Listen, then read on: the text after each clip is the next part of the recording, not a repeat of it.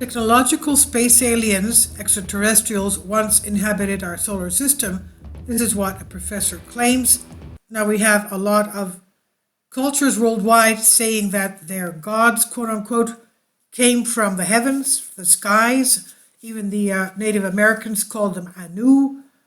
Anu, as in Anunnaki. The Sumerians' legends of the Anunnaki coming from the skies. So even the ancient Greeks said that the Olympian gods were extraterrestrials, Atlanteans.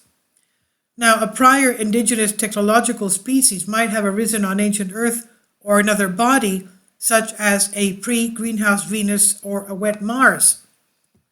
That's the focus of the paper by Penn State University Dr. Jason T. Wright, an associate professor in astronomy and astrophysics, published in ARXIC.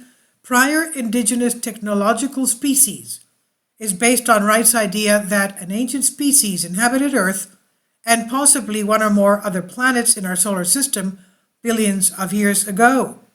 Those species may have come from outside the solar system, but he also addresses the possibility that they originated on Earth to begin with. So where are they now? And if they're gone, where's the evidence that they were here?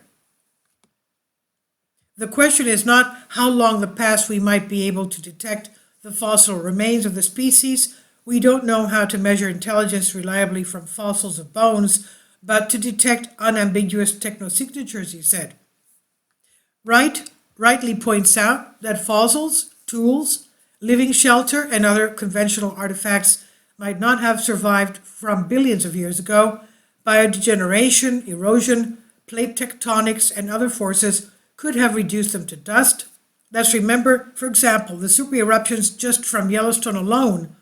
The ash coming out from Yellowstone super eruption was over 300 to 400 feet high. The area was covered in mountains of ash. So these things could be covered by mountains. Now, biodegradable erosion, plate tectonics, other forces could have reduced them to dust. If they did survive, they're buried far deeper beneath the surface than humans have so far explored. If they didn't, we need to look for new forms of evidence where and how this ancient indigenous species lived, he says. Not to mention when.